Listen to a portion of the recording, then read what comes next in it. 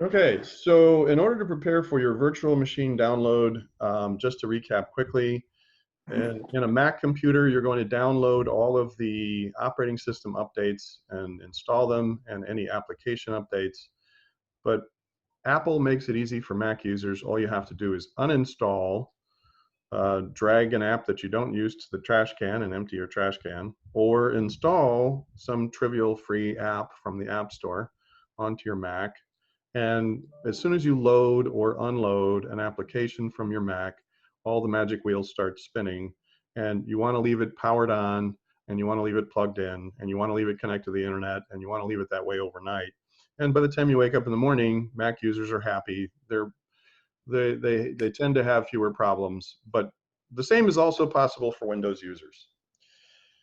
It's just more tedious. One of the things that's bad about Microsoft updates is that some of them are critical and they load automatically, and some of them are not so critical but important for efficiency purposes, and they don't load automatically. So a lot of times when you click check for updates, and I got to this window by clicking on the Windows Start button and then going to Settings and then navigating down to the Updates option.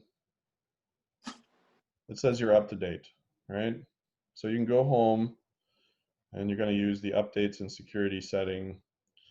A lot of times when you click on this, it doesn't always tell you, uh, it may say that you're up to date, and then you haven't restarted your system in 2 or 3 days. So you need to close all your apps, close all the tabs in your browser, and reboot your system and try it again. Many times when you run a slew of Windows updates, you have to reboot and you have to run Windows Update again because there are updates for the updates. And then there are updates for the updates for the updates.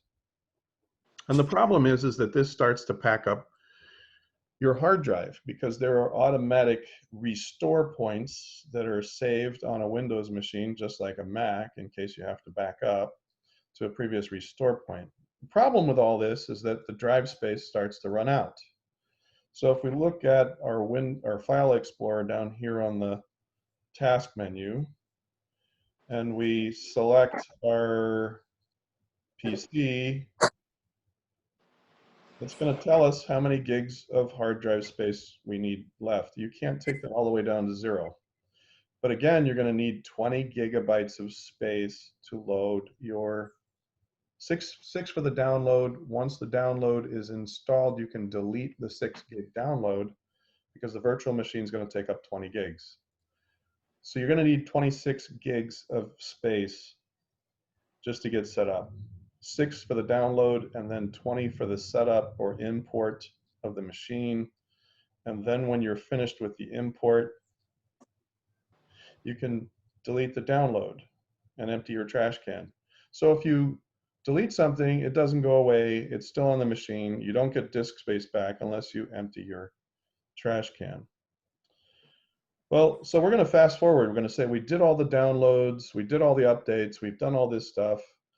What else do you need to do if you're a Windows user to prepare for the use of a virtual machine? And why is Professor Kentop making us go through this as a part of the process for our first solution? Well, first time we did this, we had one of two types of students in the class. Students that had relatively new, very capable hardware that were able to run a virtual machine without a problem. And they didn't notice a difference.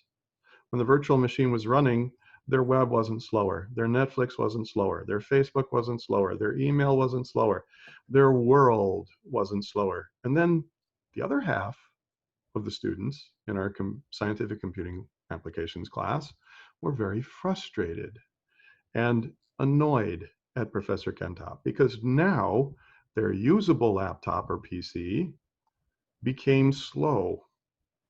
Everything became slow. And I ask you to give me snapshots of your host capacity, host meaning laptop or PC. All of you have machines, most of you have machines that are perfectly capable of functioning well, running the virtual machine and doing other things, if you do the extra maintenance. And unfortunately, in Windows, they make a lot of money reselling laptops and PCs every 2 to 3 years. They're not like the Apple folks. They want you to get slower and more frustrated. So you just go to Office Max and buy a new one every 2 to 3 years. I'm telling you the truth. Now, this is from a guy who is certified as a systems engineer with Microsoft. Telling you straight, 20 years, been doing this for 20 years before I came here to the University of Virgin Islands. Telling you the truth. Now, what's the other side of that truth coin? The other side of the truth coin is if you do these simple steps, you might have a laptop that's 2 or 3 years older and then suddenly find out, hey, this acts like it's just new. In fact, there is a just new setting now in Windows 10, and it's a last resort. And I want to give additional credit to the first student in the class that reminds me, after I demonstrate the initial steps, to tell you about the last resort. Okay. Okay? So the first person that says, are you finished telling us about the maintenance and prep on the system? If I don't break right into the, oh, let's talk about the last resort, first student that calls it, right? Right. Okay, so here we go.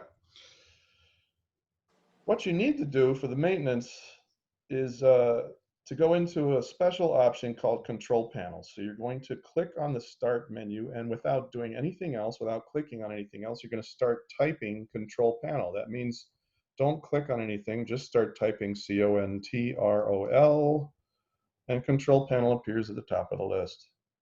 And you're going to go ahead. You can follow along, by the way, if you would like to do this. It's actually pretty good to follow along.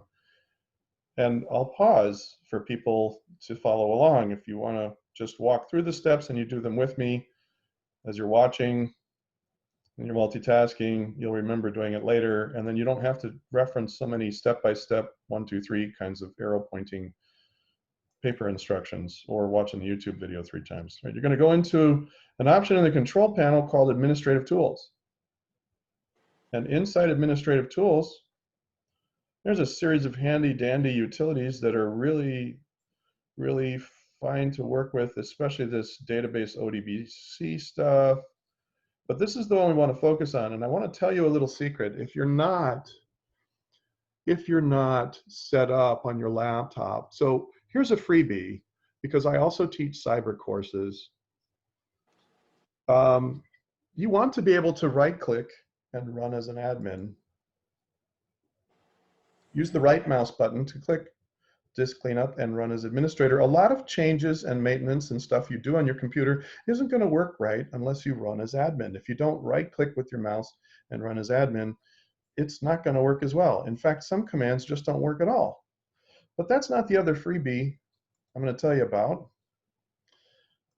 Inside your settings on Windows 10, we're going to digress for just a minute and take a little rabbit trail. We're going to go back to home. We're going to go to users or accounts. You can set up other users. And when you first get your Windows machine, your laptop or your PC, what most people do is they walk through the welcome screen. It's called the out-of-box experience, or OOBE for short, OOBE, out-of-box experience. And they set up a user account. This first account that you set up is an administrative account. It means it has more privileges and more rights. And then they go on the web and they use that administrative account to do their web and their email, and you shouldn't. You absolutely should not. You were supposed to, what you're really supposed to do, if you don't want to be a victim of the every 2 or 3 years I have to buy a laptop or PC thing, is you set up a new account. So after you get the first account, what Microsoft is supposed to tell you is, now that you've set up the first account, the administrative account that you use as the owner of the device for maintenance and security purposes, you're going to add another account for yourself that's a regular user. You can also do this inside Control Panel. But if you do it here, you're going to have to resist the temptation to use a third-party account, like another Live account, or another Microsoft Office 365 account, or a Gmail account. Resist that temptation. Don't put in an email or a phone number. Say, I don't have this person's sign-in information. And then say, add a user without a Microsoft account. because we don't want to use the cloud. We don't want to use Office 365 just to set up an account. We're just going to type in a user account, and then we're going to give it a password, and that's a standard user account. All right, so I'm going to close out of this, and I'll show you on the control panel side of things. You can actually go into the control panel, do the same thing in here in user accounts, or you can change the category to show large icons. Then you can go into user accounts, and then you can set up, manage another account, and then you can set up a new user. I want you to see here that I have an owner account that I use for maintenance, and I have a user account that is not administrative. When I'm on the web and I'm doing email, if there's a link that I click on, if I'm signed into this account, the first one that I got with my laptop, what happens is that the link out on the web or in my email takes over with administrative privileges. That's bad. You might have a slow laptop or a PC because you're infected and you don't know it because you clicked on something in the email or on the web. The good news is the last resort will take care of all this and you can start over and have a whole new UBI to start with. But we'll deal with that when we get to the last resort. All right. Ideally, you would have signed in with a standard user account and you would have started this process and then right-clicked and run as admin, and it would have prompted you for an administrative account and password, which is something other than administrator, right? So in this case, I chose the term owner. You can also use maintenance or something like that. And then I have this standard account, all right? So any questions so far about the accounts and all that, and then setting the stage and getting your disk cleanup started with a right-click run as admin? Any questions so far? Nope, not from me. Okay. That's as far as we go so far. Is you run as an admin, and I mean. Oh yeah. So let's take this a step further. So we run as admin, and when we run as admin, if I'm not logged in as an administrator, this is going to open up. Well, let's minimize everything else, right? So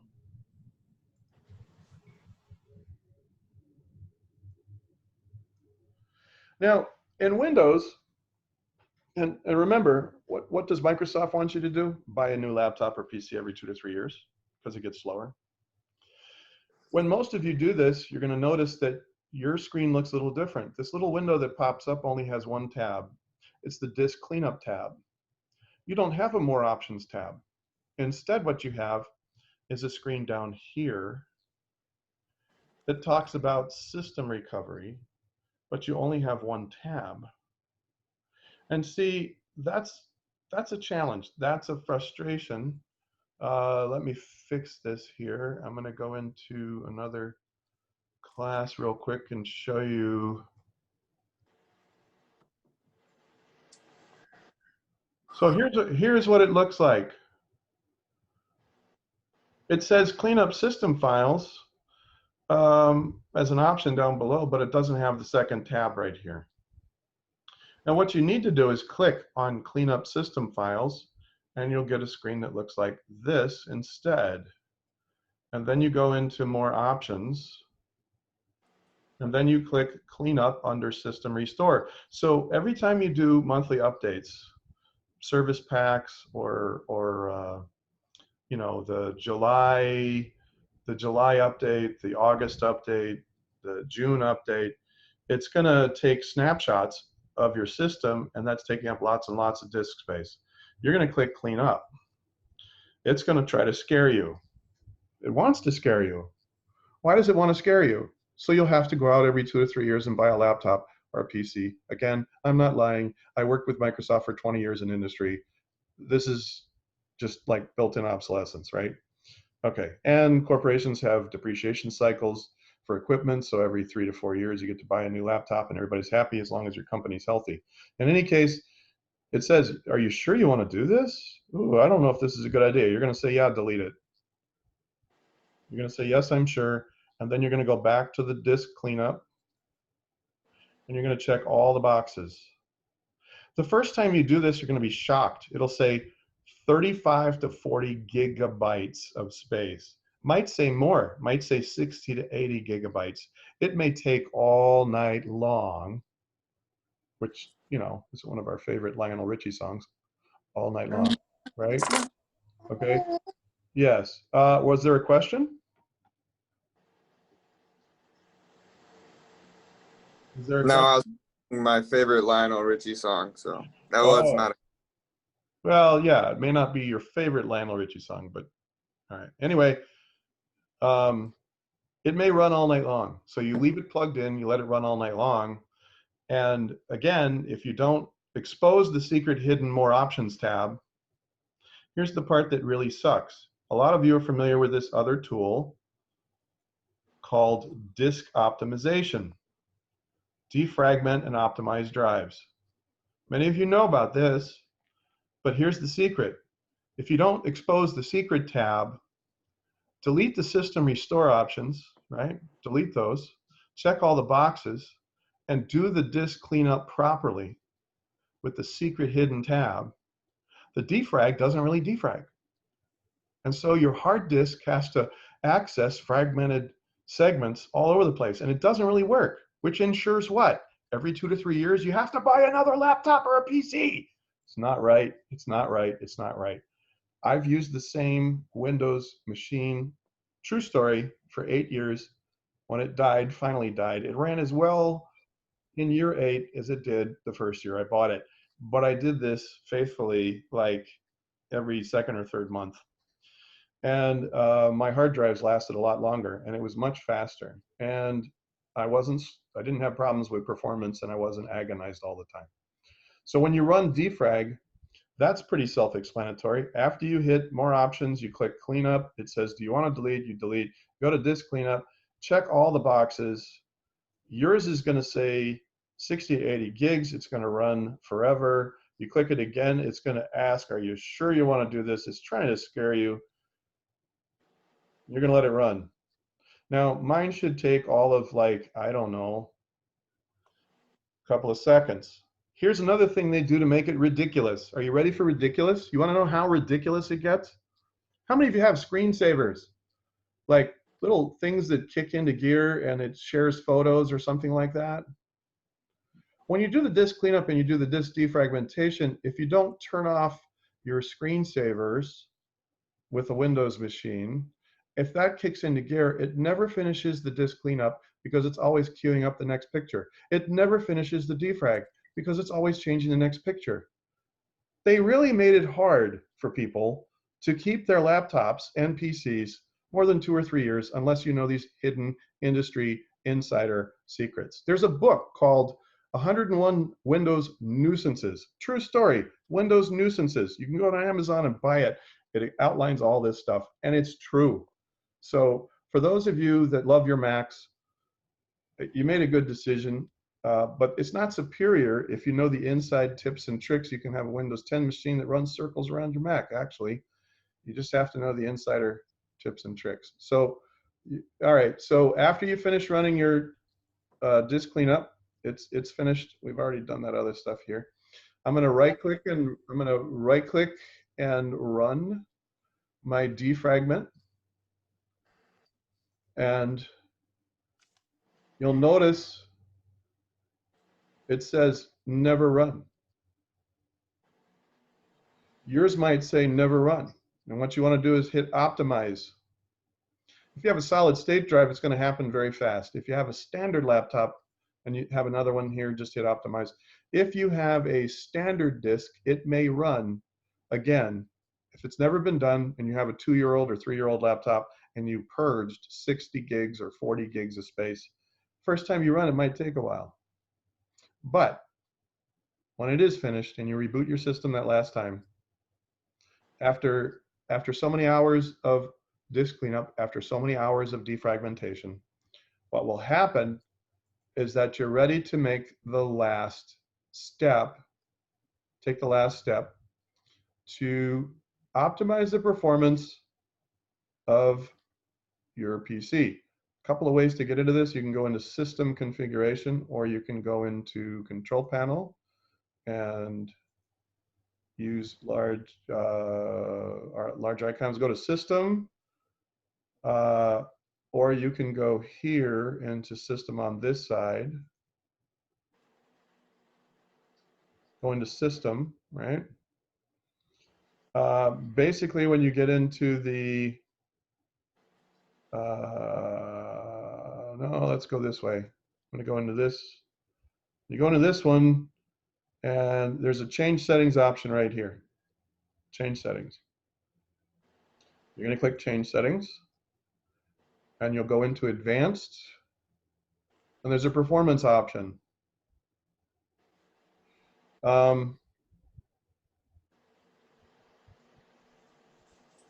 You're going to click on this, and you're going to say adjust for best performance. And then you're going to hit apply. And then you're going to go to the advanced tab. And there's a virtual memory option. Swap file memory is disk memory that's used to exchange large chunks of memory into and out of RAM. It's a performance fine-tuning thing. Again, Mac owners don't have to do this. After you've cleaned up your disk, after you've run all your updates and your patches and fixes and all that, and you've done your defragmentation, you can adjust the virtual memory. So you have that visual effects option for adjust for best performance, and then you can do the advanced tab, and you can click this option. Let's pretend you have an 8 gig laptop, a laptop with 8 gigabytes of RAM. You can use 8 gigs of disk space for a swap file. So you tell it that you want to adjust the size. You uncheck this box. Now you have to make sure you have plenty of disk space to do this. So you don't, if you have 6 gigs of space left, you don't want to say, oh, I'm using an 8 gig swap file, or it'll crash your system. What you do want to do though is, assuming you have 70 something gigs of space left, I'm going to create a custom size, and I'm going to put in megabytes, 8 gigs worth of initial size and maximum size. So I'm going to calculate what 8 gigs in megabytes is. 8 times 1024. That's 8192. And I'm going to enter 8192 and enter it again, 8192. And I'm going to click the set button, because if I don't, it's not going to work. When I click the set button, it's going to reduce the disk space available by 8 gigs, but I have empty open space where my RAM can swap out virtual machine or applications back and forth. I'm going to say OK. It's going to say I have to restart my computer. Isn't that nasty? We're in the middle of a demo here. I don't want to stop to reboot. I'm going to do that later. Let's, with the miracle of video technology, we're going to assume that I've already stopped, paused, rebooted, and I'm back on the screen. In any case, I'm going to click apply again, because if I don't click apply again, I hit set before, now I have to hit apply again. Yes, Microsoft wants to make it hard for you to keep your laptop or your PC more than 2 or 3 years. It keeps their revenue coming. It's a revenue stream thing. But it's the way of life. A lot of other companies do this on purpose. Don't get me started on appliances, okay? I'm just saying, there's, you know, it's been around a long time before there was ever technology. All right, so I'm going to say okay. I'm going to say okay. It's going to ask me if I want to restart again, just because it's a pain in the neck. Once you do this, you have a finely tuned, nearly new Windows 10 machine. And here's the acid test. Here's the litmus. Here's the litmus test. Here's the question you want to ask yourself. After you reboot your system, you want to ask yourself, do my screens pop now? Do they just, I click, boom, there's the screen, right? I mean, can I basically do something that looks like this? Bam, there's my screen, right? Can I do something like that? If the answer is no, then, and if it's slow and it's painful still, you'd want to do the last resort. I'm surprised nobody like called me on the last resort or said, are we finished yet? Okay, last resort. Are we ready to talk about the last resort? Yeah. Okay, last resort. So let's say that you have an infected machine. You didn't do it, your best friend did it, or your girlfriend or your boyfriend did it.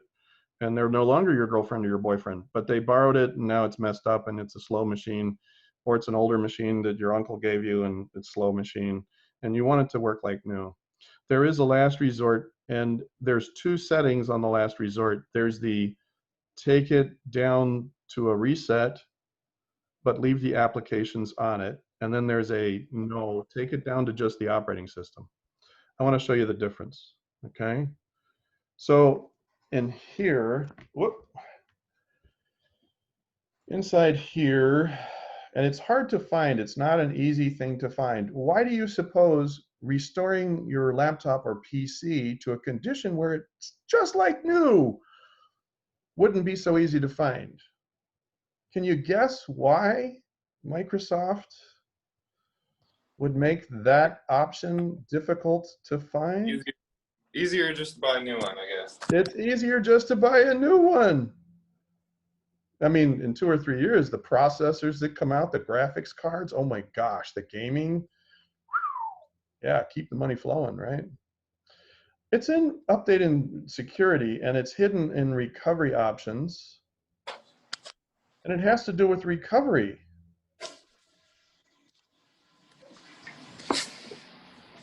And it says reset this PC. Get started. Reset this PC. Get started.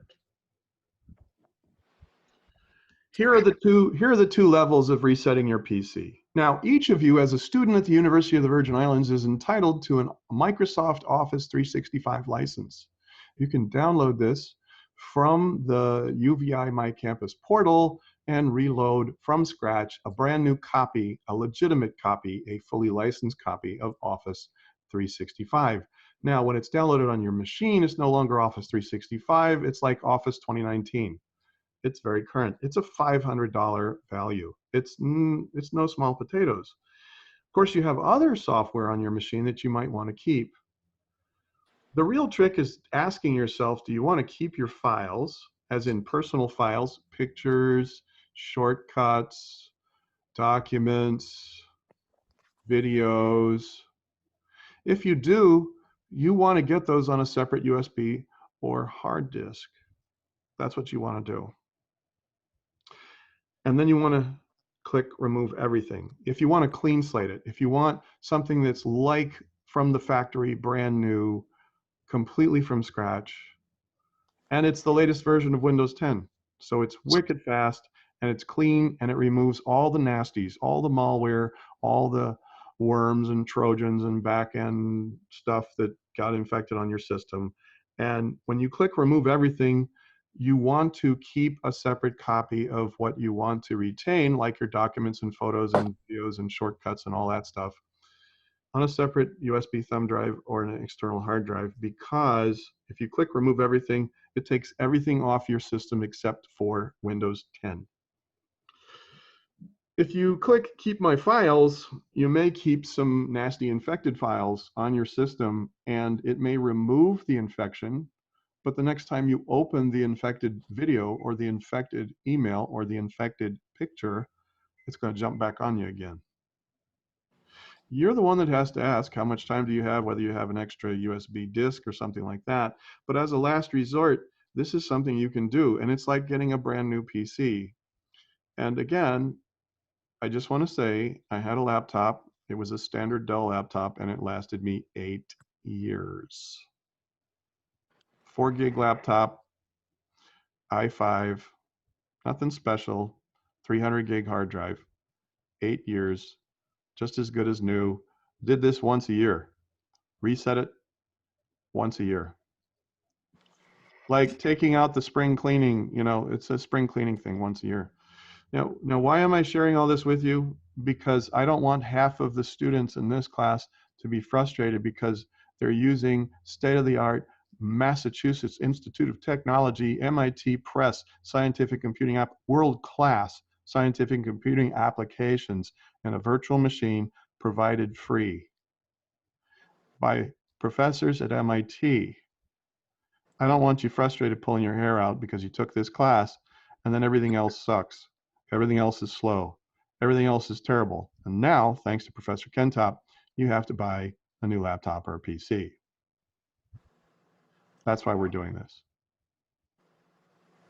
Now, I'm asking you to spend a little time early in the semester as a matter of faith for a guy who didn't have to come to the Virgin Islands to teach, could have taught in other places.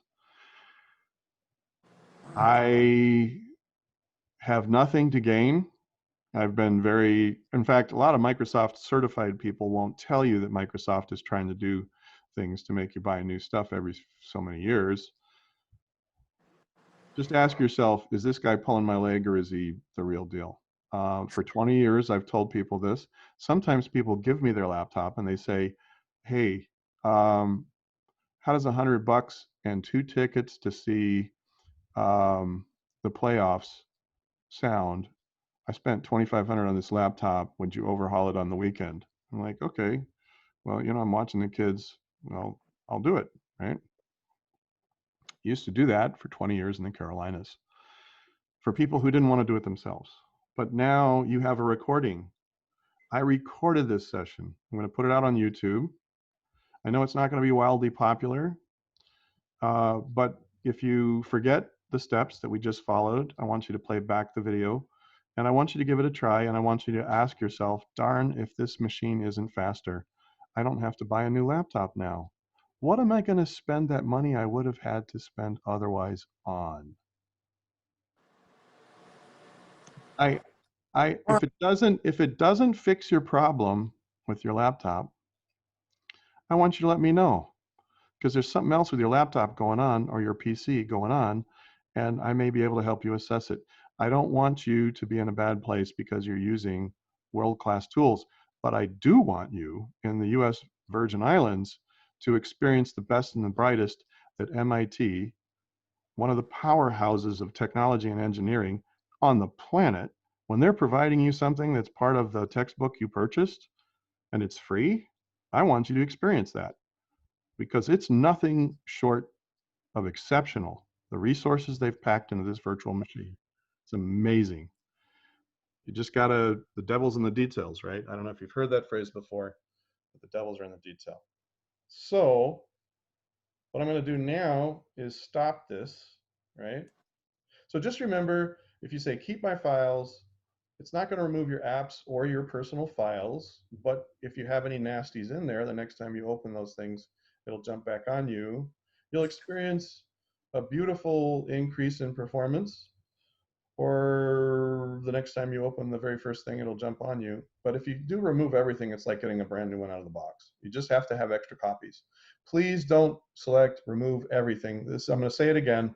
Third time, if you choose remove everything and you did not get a USB thumb drive or an external hard drive, and save your photos and save your videos and save your emails and save the stuff you want to keep, and I'll help you do it. If you're stuck and you're not sure what you want to keep, send me an email that says, hey, I'd like a walkthrough. We'll share a screen and we'll walk through it and it'll start running, and then I'll know it's done right. I'll help you do it. But if you do it on your own and you don't save your stuff and you click remove everything, I do not want to hear from you as a student in the class that Kentop ruined my life because I reset my PC and now all my junk is gone. Okay? So with 12 students as my witness, I'm sharing this for any student in this course who is not present at this time, who may be watching this YouTube video or didn't watch it all the way to the end. I'm going to try to put that in the description of the YouTube. Please watch this all the way to the end, especially the part that says remove everything, right? Just remember that one point, okay? Any questions about how to prep your system for the best result and maximum performance when you use your virtual machine?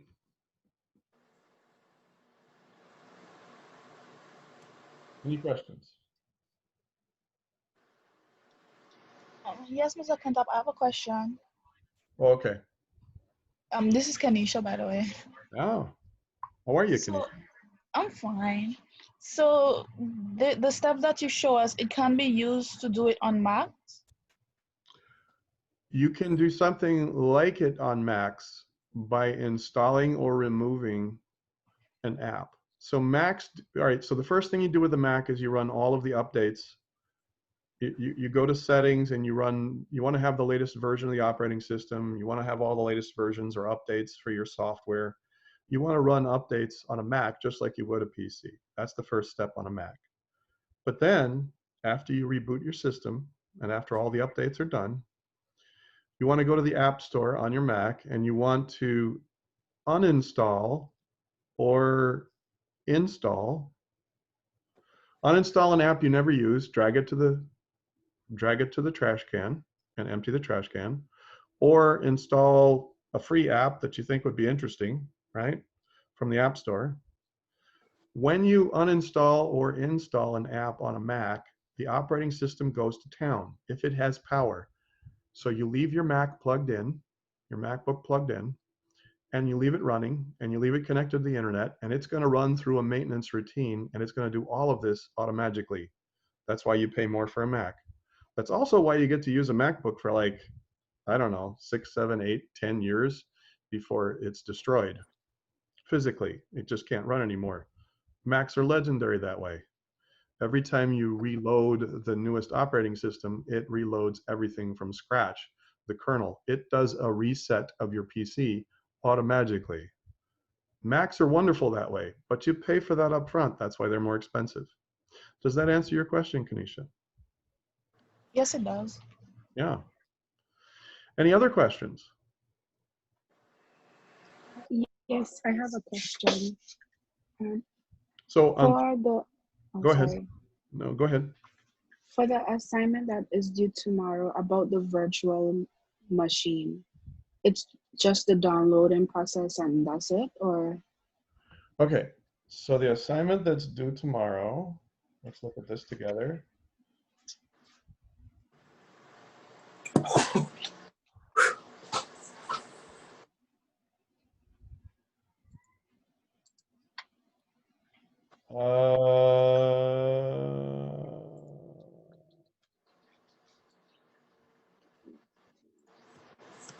Okay.